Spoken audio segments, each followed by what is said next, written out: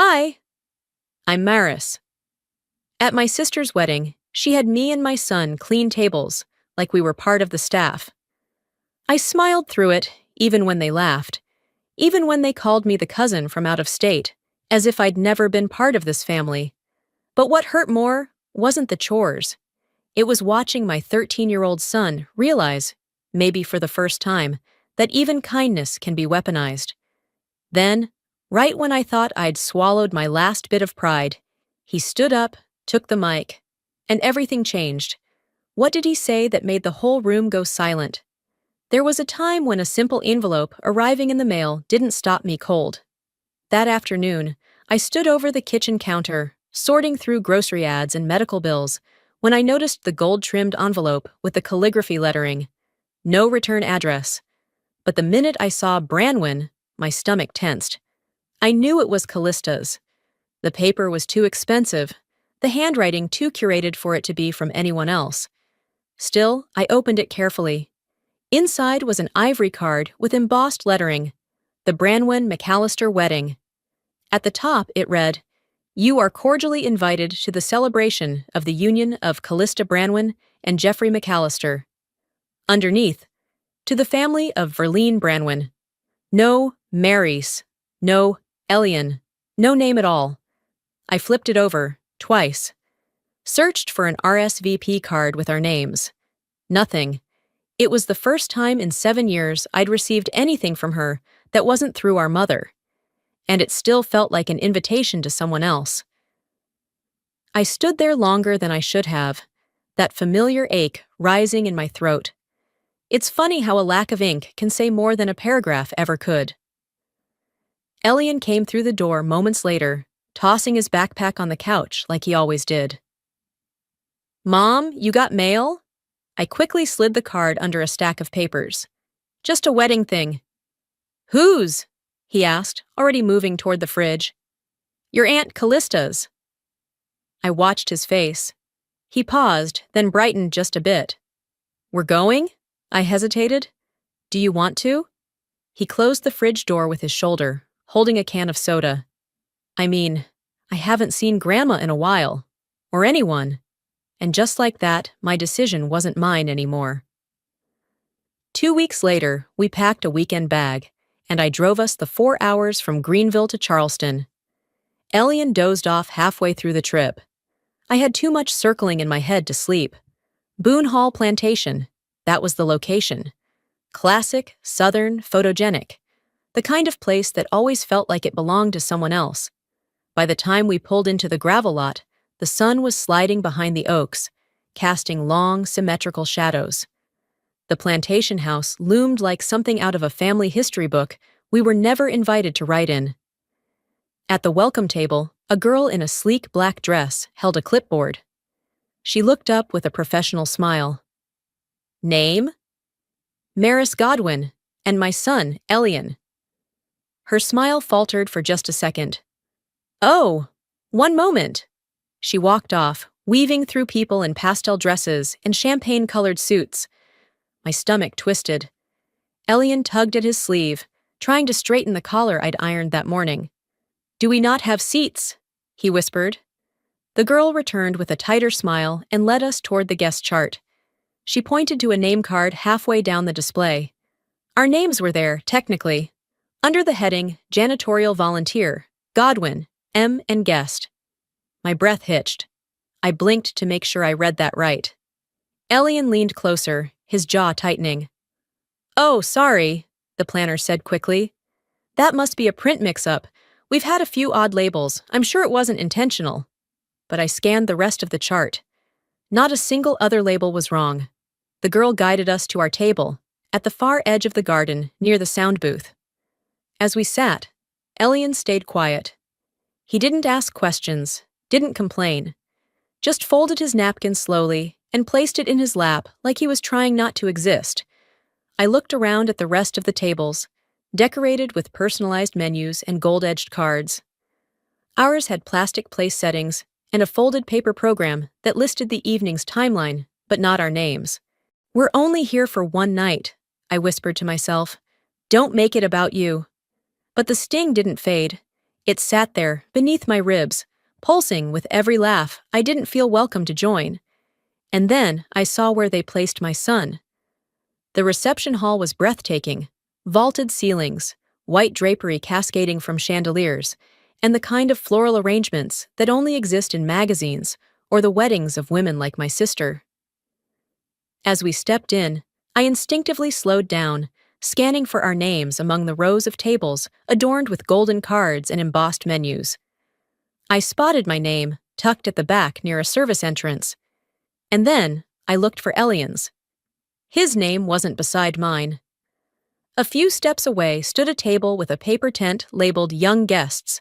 Crayons, juice boxes, and activity sheets covered the cloth. And right in the center of it was a small card, Elian Godwin. My stomach dropped. He stood quietly beside me, his hands in his pockets, trying not to look disappointed. A little girl in pigtails was already scribbling next to his assigned seat. I flagged down a young woman with a headset. "Excuse me, there must be a mix-up. My son's 13. She smiled the way staff are trained to smile when they're delivering something impolite in a polite tone. "Oh, I see. Callista asked for him to be placed there. She said he was still in middle school. Most of our family teens are sitting with their parents or at the junior adult table. But I can check if there's room." I shook my head. "It's fine." Elian didn't say a word. He simply walked over, pulled out the too small chair, and sat. He didn't touch the crayons. He just stared at his folded napkin like it held the answers to something bigger than this moment. I knelt beside him. "You want to move to my table?" He forced a smile. "It's okay, Mom."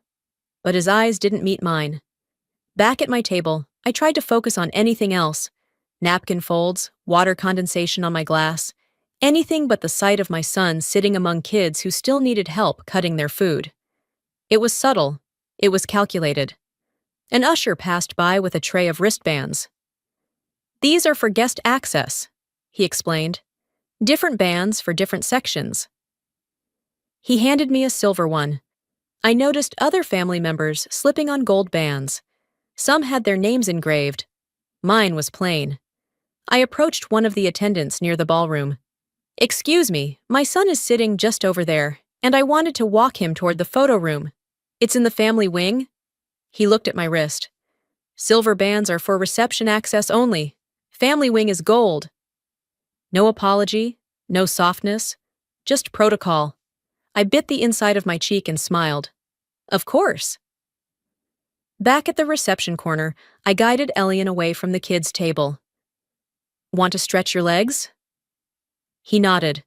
We walked to the outer edge of the garden, where no one seemed to be paying attention.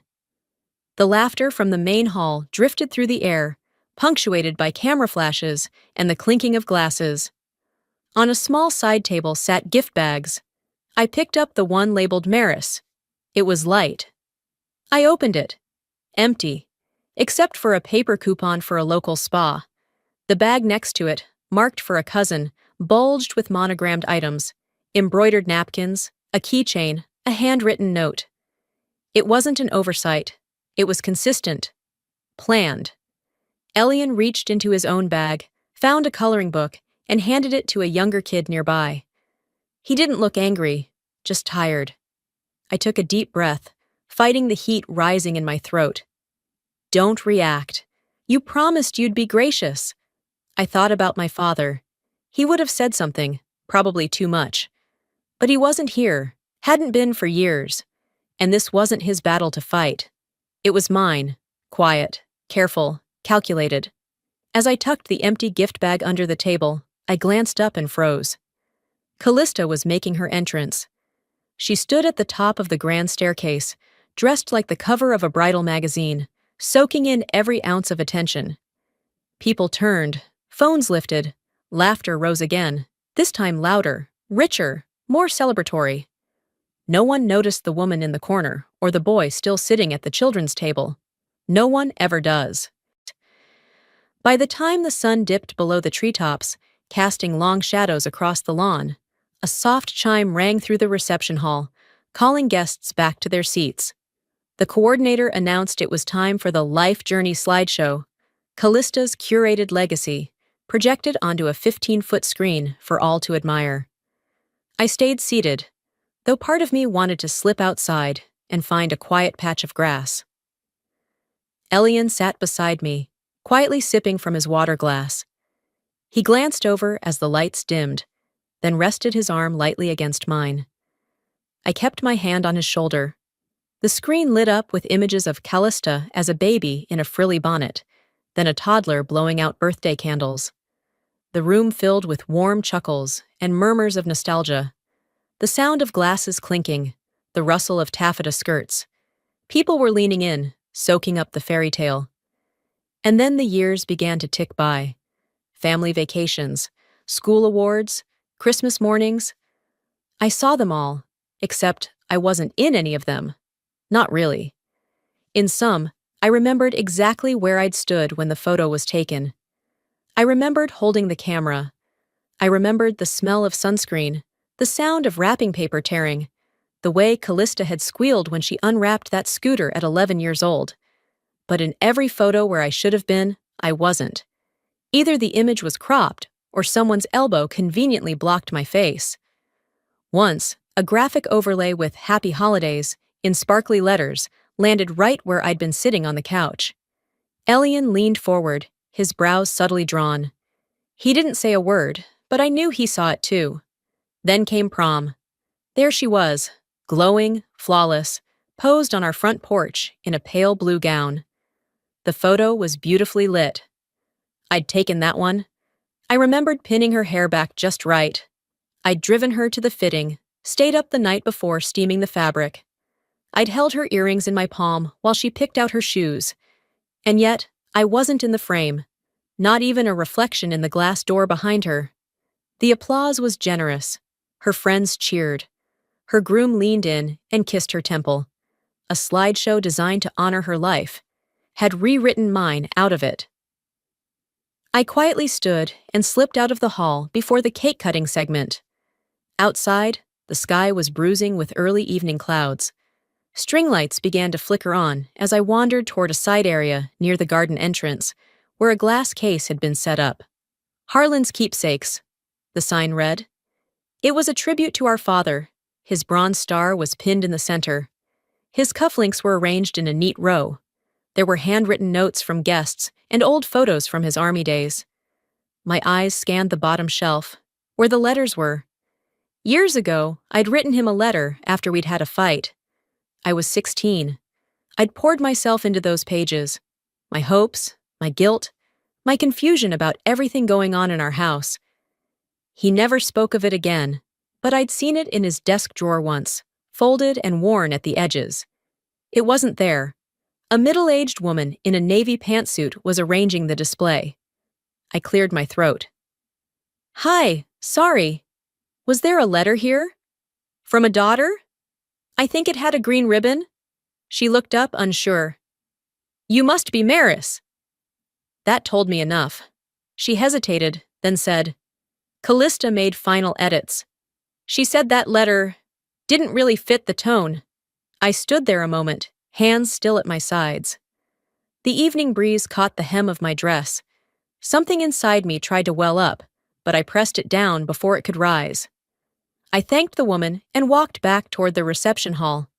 Elian was waiting outside, holding 2 drinks. "I thought you'd want ginger ale." I took it from him. Our fingers touched briefly. His eyes scanned mine, looking for some kind of signal. I forced a small smile. "Thanks." We sat on the low brick wall near the walkway, watching the lanterns sway. Guests were laughing inside, unaware or pretending not to know. "When someone erases you this thoroughly," I said quietly, more to myself than to him, "you stop asking to be seen. You start documenting instead." He didn't ask what I meant. He just handed me a napkin from his pocket, the kind with the wedding date and Callista's name in gold cursive. I folded it in half, placed it in my bag like a record. I unlocked my phone and opened the voice memo app. Not to say anything, just to start listening. The music shifted, soft piano turning cinematic, like we were suddenly watching a trailer for a movie no one invited me to star in. Chairs creaked as guests twisted in their seats. Camera flashes fired one after another. Then she appeared. Callista stood at the top of the staircase like she'd been sculpted for that moment. Her veil fell in soft folds down her back, and her dress, lace, ivory, timeless, was one I recognized immediately. Not just any gown. It was our mother's wedding dress, the one she kept preserved in a cedar chest, wrapped in tissue and memories. The one she once said would be mine. Callista descended the stairs slowly, each step measured, as though she were stepping into history. Applause rolled through the hall. It was thunder, deafening. I didn't move. I wasn't jealous. That would have been too small for what I felt. It was something closer to betrayal, cloaked in satin and stitched in silence. Something no one else seemed to notice, or chose not to. I felt a tap on my arm. My mother stood beside me, hands clasped like she was attending mass. "Doesn't she look beautiful?" she whispered. "She earned that dress." I didn't respond. I bit down on the inside of my cheek so hard it ached. I didn't trust my mouth to stay quiet if I opened it. A memory surfaced without permission. Me, 17, standing barefoot in the living room while Mom lifted the lid of that cedar chest and unfolded the gown with care. "One day," she'd said, smoothing the lace over her forearm, "this'll be yours, but only if you take care of it like I did." I never asked for it again. After I left, I figured it went back to the attic, forgotten or given away. But now, seeing it hugging Callista's figure, customized and altered, made it clear. It hadn't been forgotten. It had been reassigned. After the speeches and second round of toasts, I stepped outside. I didn't announce my exit. I just needed to breathe.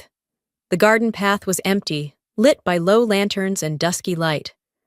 I followed the walkway until I reached the far hedge, where roses bloomed without trying.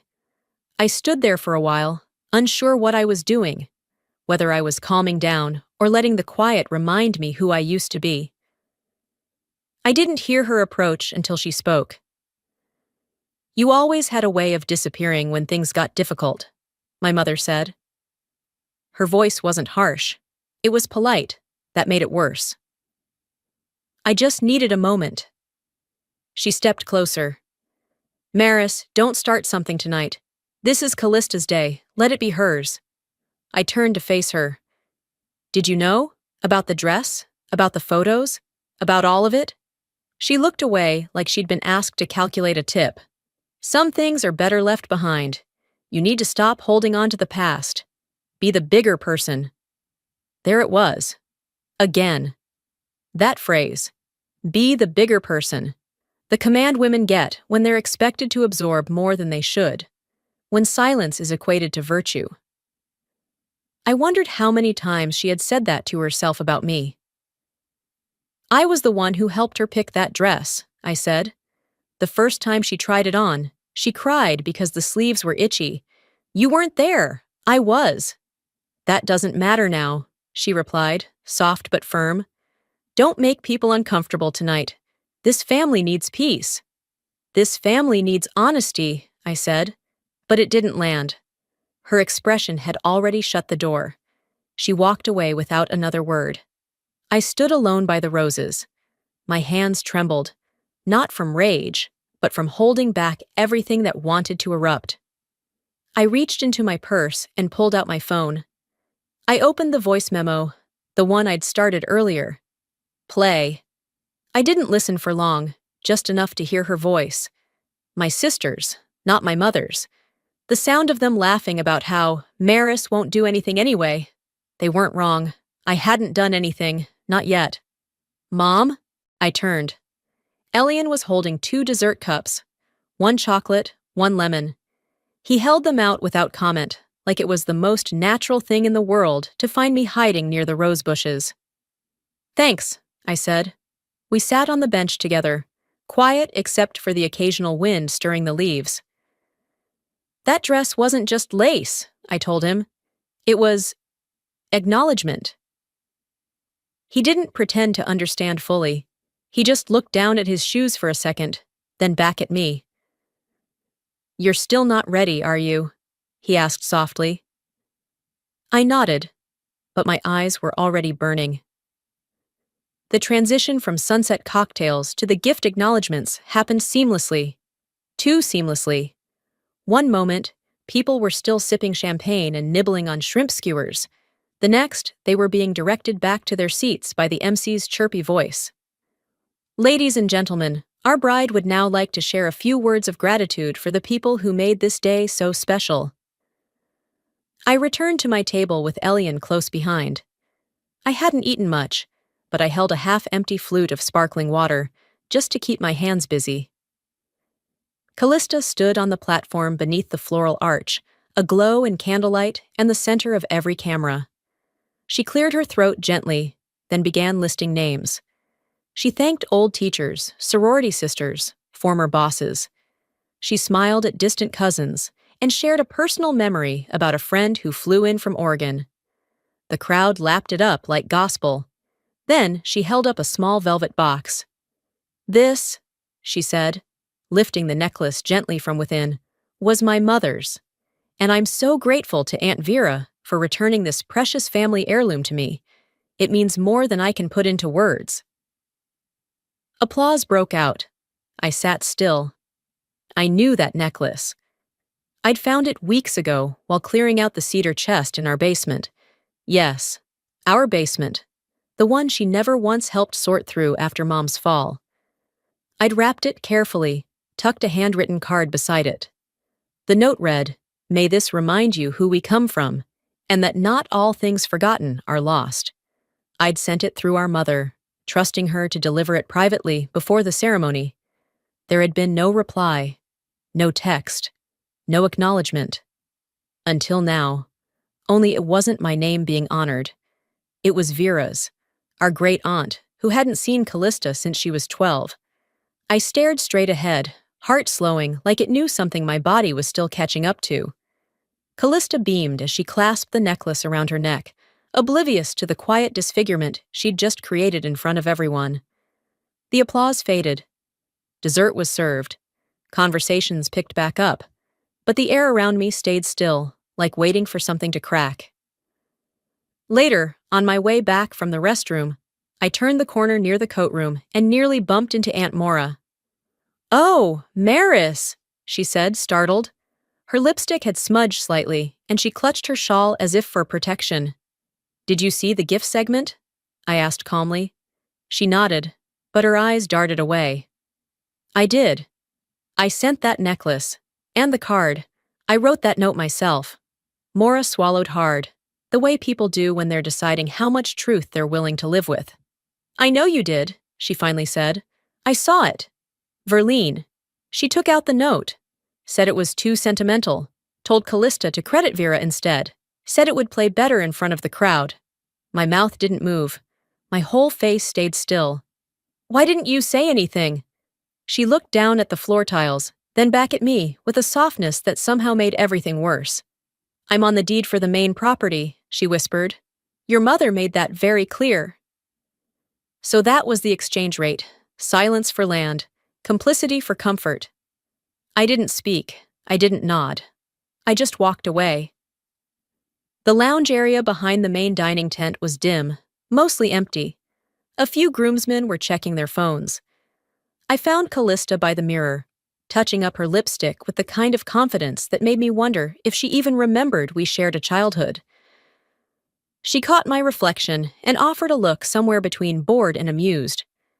"Need something?" I just came to say one thing," I replied, tone level, eyes calm. "If you keep rewriting history, don't be shocked when the truth decides to speak for itself." She let out a short breath that was more scoff than laugh. "It's not that deep, Maris. Everyone's just trying to get through the day." I nodded once. "Some of us have been doing that for years." I left her there, staring at herself. Outside, the wind had picked up. I walked slowly, letting the sounds of the reception muffle behind me. I pulled out my phone, opened the voice memo app again, and this time I hit record. Dinner service had started, and the noise inside the reception hall had softened to the usual clatter of silverware and polite laughter. From where we sat, in the far corner again, I watched servers glide between tables with practiced grace, placing fillets and garnished asparagus in front of guests who'd never had to earn respect in rooms like this. Elian and I were almost done with our plates, eating in silence, when a young planner approached us. Her hair was slicked into a tight bun, headset snug over one ear. She bent slightly, voice low. "Hi, Ms. Godwin. I'm sorry to bother you. Callista mentioned you used to do event work. She wondered if you might help with a small spill near the back corner. Just a quick towel-over situation." It was dressed like a favor, polite and optional, but her eyes didn't match the words. They were trained, cautious, like she already expected me to nod. I stood. "Of course." Elian looked up from his plate. I offered a smile like it was nothing, but my hands curled at my sides as I followed her toward the linen closet. She handed me a towel and motioned discreetly toward a table leg where a half glass of wine had dribbled. As I bent to wipe the stain, I felt it. Eyes. A woman at the next table nudged her husband and tilted her chin in my direction. Another glanced over, then away, then back again. Their faces didn't hold disgust. That would have been too honest. No, this was polite curiosity laced with something smug. When I returned to my table, I hadn't sat down 10 seconds before another planner came over. Different face, same tone. "Hi again, sorry. One of the dessert tables near the fountain shifted during setup. Would you mind helping realign the platters? Just straighten a few things?" Elian's fork froze midair. "I'll take care of it," I said, rising again. This time, it wasn't subtle. A man in a blue suit with thinning hair called out, "Thanks, sweetheart. You've got a good eye for the details." I adjusted a tray of petite fours, my jaw clenched so tight I felt it in my ears. When I turned around, Elian wasn't at the table anymore. He was 10 feet away, carefully carrying a small tray of desserts, likely trying to help, to prove something, to bridge a gap I never should have let him feel. Then he tripped. His foot caught the edge of a draped extension cord someone had lazily tossed along the floor. The tray tilted, and a dozen miniature cakes launched into the air like poorly rehearsed fireworks. One landed on a woman's shawl, another splattered against a champagne flute, cracking the glass. The room gasped. Then came the laughter. It started small, but it spread, like wildfire through dry brush. And above it all, crystal clear, came Callista's voice. "Guess he takes after his mother." That did it. I crossed the floor without thinking. Elian was kneeling, already trying to pick up pieces of broken porcelain with his bare hands. His face was flushed, his shoulders hunched. I knelt beside him, placing a hand gently over his. "It's okay, let it be." Then I stood. The room was still watching, waiting for more. I turned to Callista, who sat with her arms folded, an untouched glass of wine in front of her. "Next time you want something cleaned up," I said evenly, loud enough for the room to hear, "I suggest you start with your character." There was a pause. Not dramatic, not staged, just a small beat where the room didn't quite know how to recover. The band fumbled back into a soft instrumental. Someone coughed. Callista opened her mouth, but I was already walking back toward our table. Elian followed, eyes downcast. He didn't sit immediately, just stood beside me until I placed a hand on his back. Slowly, he lowered himself into his seat. "You didn't have to say that," he whispered. I looked at him. Yes, I did. And I'm just getting started. I reached into my purse, slid out my phone, and checked the screen. Still recording. From before dessert. Every word, every laugh, every insult. The lights in the reception hall dimmed, but not in the warm, romantic way you'd expect from a wedding magazine spread or a Hallmark movie. No, this dimming was deliberate, controlled, a subtle manipulation of mood and moment. A hush fell over the room like a velvet curtain being drawn before a play. Forks clinked lightly as they were set down. Champagne glasses tilted, glimmering in the softened light. Anticipation hummed like static, my back pressed against the rigid wooden chair, my breath shallowing without permission. I knew what was coming. Callista emerged onto the stage beneath a halo of white hydrangeas and string lights, her entrance perfectly timed. Her gown shimmered, catching the spotlight with a kind of cruel elegance. She moved with the confidence of someone who had rehearsed this exact moment, someone who knew the power of a pause, of a glance, of a curated smile. She adjusted the microphone slowly, like a seasoned speaker, then smiled. The corners of her mouth curled just enough. Too perfect, too polished. It didn't feel like a smile, it felt like a performance. "Thank you all for being here," she began, voice smooth as satin. "Tonight isn't just a celebration of love. It's a celebration of family, of those who show up, who stay, who don't disappear when things get messy." A ripple of knowing chuckles passed through the crowd. My stomach turned to stone. She continued, "Family has always been the backbone of who I am. The people who shaped me, supported me, who stood by me, even in the hardest seasons." I held my breath. One by one, she listed names. Uncle James, who mentored her through law school. Aunt Caroline, for taking over the seating chart. Cousin Rachel, who flew in from Denver. The room nodded and smiled. Applause broke out here and there. Toasts were raised. She never said my name, not even a glance in my direction. Then came the knife, wrapped in ribbon. "And to those who didn't run away when things got hard, thank you. You've taught me what loyalty looks like, what real love looks like." Laughter again. Lighter this time, the kind that cuts deeper because it hides behind civility. I felt my jaw tighten, my nails press against my palm. The words weren't direct. They didn't have to be. The omission was the message. The subtext, weaponized.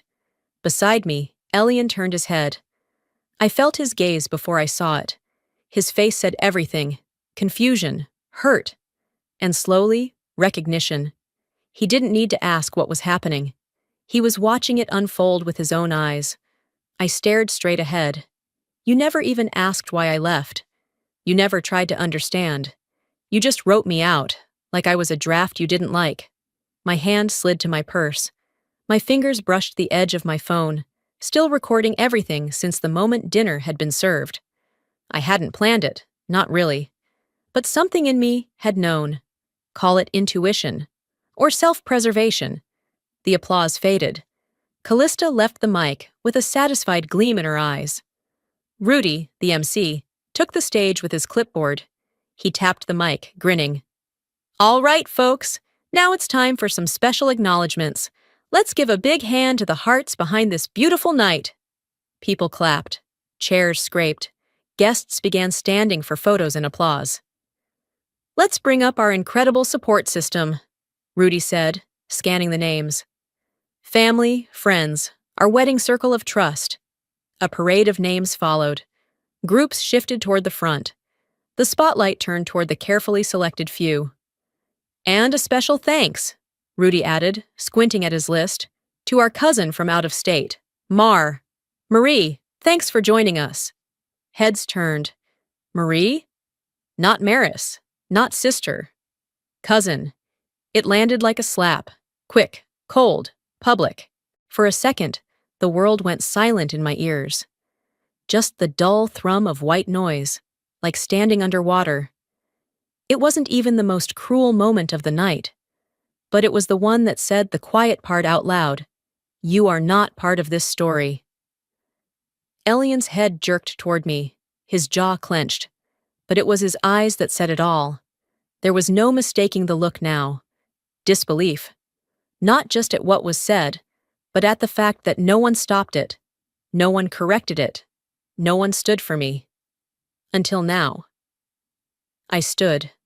Quietly. I walked around the table, resting my hand lightly on the back of Elian's chair. I bent toward him, voice low. "We don't have to sit here and let them tell the story wrong." He looked up at me, the soft fire behind his eyes glowing brighter. He nodded once. "Then let's tell it ourselves." He stood, But he didn't walk toward the exit. He walked toward the stage. The room quieted again. Puzzled glances rippled through the crowd. Rudy blinked as Elian stepped forward, uninvited but unfazed. "Excuse me," he said, his voice calm but commanding. "Before we move on, I'd like to say a few words." Callista turned, visibly startled. Elian reached into his coat pocket and held up the envelope I had handed him hours before. The one with the original wedding venue invoice. The one with my name on the contract. The one showing who had paid the deposit months ago when Callista had said she was still figuring things out. "I think it's time we corrected a few details," he said, then turned to the crowd. "You all heard a lot about loyalty tonight, about showing up. But the person who helped this wedding happen, who paid the deposit, who handled the vendor nightmares, who stayed up late emailing caterers, isn't even listed in the program." A murmur ran through the guests. He looked at me, then held out his hand. "Maris, come tell your side." I stepped forward. Slowly, deliberately. My heels clicked against the tile like punctuation marks, and this time I wasn't disappearing. Elian stepped onto the stage so calmly it took a full 10 seconds for anyone to notice he didn't belong up there. The band stopped mid-measure. The murmur of guests shifted from casual to confused. A few people chuckled, assuming it was part of some quirky wedding surprise. It wasn't. He reached for the mic with the steadiness of someone twice his age. His face was calm, but I saw the slight tremble in his hand as he wrapped his fingers around the handle. I stood frozen by our table, my breath trapped somewhere between my chest and my throat. "I know this wasn't planned," he began, his voice cracking just a little before he found his rhythm. "But I wanted to thank someone who hasn't been mentioned tonight." People leaned forward. Some blinked slowly, waiting for a punchline. "I want to thank my mom," he said, "for staying quiet for so long, for putting her head down even when it hurt. But she shouldn't have had to." My body stopped being mine for a moment. My knees threatened to give out. Elian pulled out his phone, tapped the screen, and held it up to the mic. A grainy recording crackled to life. At first, it was hard to make out, muffled by purse fabric and crowd noise. Then it sharpened. Callista's voice, casual and sharp. "I'm not worried. She won't say anything. She never does. That's the thing about Maris. You don't even have to lie to her. She'll do the silencing herself." A male voice I didn't recognize. "You sure?" She looked like she was about to snap at the lounge. Then came Verlene, my mother's voice, clear, cold, and cutting. "Maris was always the one who needed to stay in the background. She just doesn't know how to stay quiet with grace." The room gasped. A fork clattered loudly against a plate. Someone whispered a profanity near the back. Callista's laugh followed. "She's not even family anymore. She's a placeholder. We gave her a seat. That should have been enough." The audio ended. Elian paused. He didn't hand the mic back. He held it tight, scanning the room of relatives and strangers, and people who had cheered Callista through every version of the truth she'd ever painted. "Grandma said she was proud of one daughter," Elian continued, "and it wasn't my mom. But it should have been, because she's the one who packed our things when no one helped. She's the one who paid bills while the rest of you played savior. She's the one who showed me what strength looks like." You could hear nothing but breathing and the buzz of electricity in the speakers. I didn't think, I just walked. I climbed the stage beside my son. He looked up, eyes wide for a moment, as if unsure whether he'd gone too far. I took the mic from him gently, and for once, I didn't hesitate. "Let me be very clear," I said. "You didn't just try to rewrite my story. You tried to erase it." I turned my eyes toward my mother. She didn't look angry. She looked unprepared. "Shame," I said, "is not in silence. It's in cruelty, and I've swallowed enough of both for a lifetime." Then to the room. "Let this be the last time someone's quiet is mistaken for guilt. Let this be the last time you reward someone for keeping the peace while bleeding underneath it." I didn't drop the mic. I set it on the table beside me with care. It made a soft thunk against the wood, a sound that, somehow, felt louder than Callista's entire toast. There was no applause, No music cue, just a room paralyzed by its own reflection. A woman 2 tables down stood and gathered her purse. Her husband followed. A cousin I barely recognized averted his eyes. Callista was still seated, but Jeff, her groom, was leaning over and whispering rapidly into her ear. She didn't speak. Her fingers trembled over her wine glass. Verlene sat stiffly, hands clasped like she was bracing for a storm that had already landed. The lights remained dim. The band didn't start again. I stepped down from the stage, finding Elian near the edge. He reached for my hand like it was instinct, like it had always been his compass. We didn't run. We walked out, not as guests, not as family, but as the only people who'd finally told the truth out loud. When we got back to Greenville, the first thing I did was open every window in the house. The air was stale from our weekend away, but more than that, I needed the sound of wind, real wind, not artificial applause or the clinking of champagne glasses. I unpacked slowly. No rush. I watered the spider plant in the kitchen that had somehow survived despite my negligence, folded laundry in silence, refilled Elian's cereal bin like it was any other Sunday. Only it wasn't. The silence in the house felt new, not cold like it used to, just quiet and mine. Elian sat at the piano in the next room, coaxing out a familiar melody. His fingers moved with more confidence than I'd ever seen. He didn't ask what would happen next. Neither did I. By Tuesday, the calls started. Not from the ones who mattered. They never called. But I heard through a neighbor that Callista's honeymoon was postponed. Her groom needed space, someone said. Her PR contract with a skincare brand was quietly canceled. Apparently, someone had leaked the audio. I never asked who. It wasn't me. But truth has a way of finding its own mouth. Verlene left a single voicemail. Her voice was clipped, rehearsed. "You embarrassed this family. I hope you're proud." I didn't reply. I just deleted it. For the first time, I didn't let her words find a home inside me. Later that night, while sorting through old receipts in the kitchen drawer, I found something I'd forgotten about. A draft email I'd once typed up during a therapy session years ago. It was meant for my mother. I'd never sent it. The message was long, rambling, part plea, part confession. I'd read it over so many times back then, trying to decide whether it sounded pathetic or brave. This time, I didn't overthink it. I read it out loud, quietly, then hovered over the send button and clicked delete. Closure, it turns out, doesn't always need witnesses. A week later, I sat at the back of Elian's school auditorium. He'd made the final round in a statewide debate contest. The topic, when speaking up isn't a choice, it's a responsibility. He stood at that microphone like he had at the wedding, calm, steady, present. When it was over, the audience clapped. Teachers nodded. Judges smiled. I didn't say, "I'm proud of you." I leaned close to him and whispered, "You made space for truth." He understood. 2 days later, there was a knock at the door. I opened it to find Aunt Maura standing there in her Sunday blouse, holding a potted orchid and a plain white envelope. "I won't stay," she said. "I just wanted to leave this." Inside the envelope was a note. "Some debts aren't financial. I hope this counts as interest." I didn't call her, but I didn't throw the card away either. I planted the orchid by the window. It bloomed quietly. And that's how things started to grow again. Not with fireworks or forgiveness, but with decisions made softly over time. The following weekend, Elian and I walked through Cleveland Park just as the sun dipped behind the pines.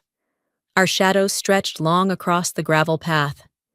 He tossed a pebble into the creek, then glanced at me. "You good, Mom?" "Better than I've been," I said. "Not done, but better." We kept walking. They told me silence was dignity, but I've learned something else. Dignity is knowing when to speak and when to walk away. And when you do walk away, you don't go empty. You carry the truth with you, even if no one claps when you tell it. We weren't welcomed back into their version of family, but we've started building our own, brick by honest brick. Sometimes the people who raised you teach you more about survival than about love. And sometimes the greatest act of strength isn't shouting to be heard, it's choosing to speak when silence has cost you everything. What I've learned is this: no one has the right to write you out of your own story. And if they try, it's not weakness to walk away, it's wisdom. So let me ask you, have you ever been made to feel invisible in your own family? Did someone ever try to tell your story without asking who you really are? If this story touched something deep inside you, leave a comment with the number 1 or share where you're watching from. If it didn't sit right with you, I'd love to hear why. We're here to listen. We're here to grow. And if you believe stories like this matter, stories about dignity, truth, and rebuilding from silence, then please subscribe to the channel. That way you won't miss the next one, because more voices are coming and they deserve to be heard.